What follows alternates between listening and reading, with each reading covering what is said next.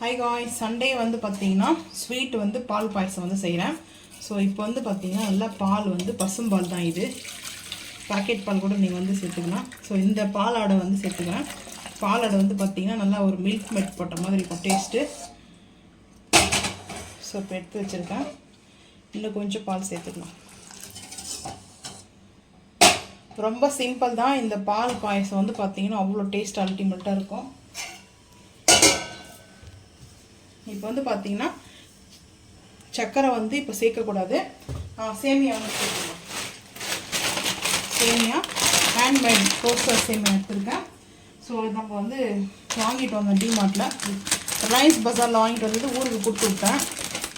So இன்றைக்காவது நம்ம இதை பாயசம் செஞ்சுவோம் அப்படின்னு சொல்லிட்டு. பால் பாயசம் ரொம்ப பிடிக்கும். இதுக்குள்ளே ஒரு கவர் கொடுத்துருப்பாங்க. ஸோ நம்மளுக்கு எந்த அளவுக்கு வேணுமோ நம்ம இங்கே உடச்சிக்கலாம். ஏன்னா அதுக்கப்புறம் வந்து உடச்சிட்டோம்னா நம்மளுக்கு வந்து மேலெல்லாம் கொதிக்க ஆரம்பிக்கும். கவர் ஓப்பன் பண்ணலாம். இப்படியே நம்ம வந்து உடச்சிக்கலாம்.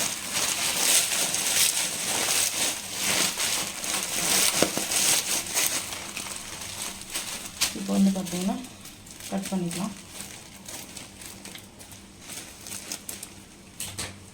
கட் பண்ணியாச்சு.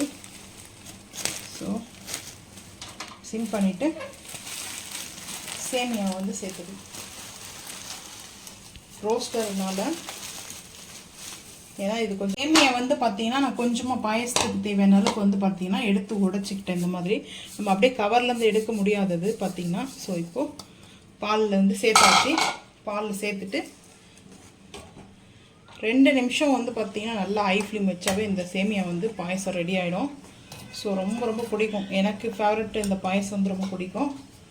ஸோ உங்களுக்கு பிடிக்குமா? சூப்பராக இருக்கும். ஆனால் இந்த பாயசம் வந்து டிஃப்ரெண்ட்டாக இருக்கும் சாப்பிட்றதுக்கு. இது வந்து ஜவ்வரிசிலாம் சேர்க்கணும் அவசியமே இல்லை. ஸோ இந்த பாயசத்தில் ஃபைனலாக நம்ம வந்து பார்த்திங்கன்னா நல்லா சின்ன ஆனதுக்கப்புறம் மில்க் மேட் கூட சேர்க்கலாம்.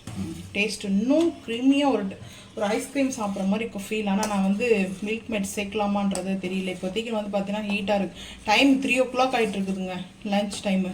ஸோ லஞ்சுக்காக தான் நான் வந்து பால் பாயசம் வந்து செஞ்சிட்ருக்கேன். ஸோ இப்போ இங்கே பாருங்கள், இப்போ சேமியா வந்து குக் ஆக ஆரம்பிச்சிச்சு. இன்னும் ஒரு 2 நிமிஷத்தில் வந்து பார்த்தீங்கன்னா குக் ஆகிடும். குக் ஆனதுக்கப்புறம் பார்த்துக்கலாம்.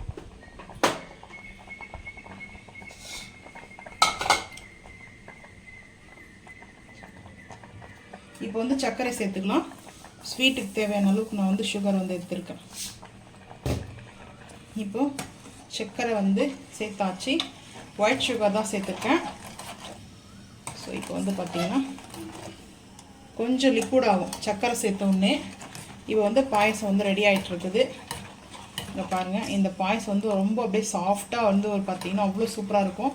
சேமியா தான் ரொம்ப ஹைலைட்டே. இதில் வந்து பார்த்தீங்கன்னா ரெடி ஆகிடுச்சு. இப்போ லைட்டாக வந்து பார்த்தீங்கன்னா சிம் பண்ணிட்டுக்கிறேன். ஆஃப் பண்ணிவிட்டு ஒரே ஒரு ட்ராப் மட்டும் வந்து பார்த்தீங்கன்னா ஃபியூர் ஏலக்காவோடைய இந்த எசன்ஸ், ஏன்னா ஏலக்காய் வந்து சேர்க்கலாம். நான் வந்து ஒரே ஒரு ட்ராப் மட்டும் பாலில் சேர்த்துருக்கேன்.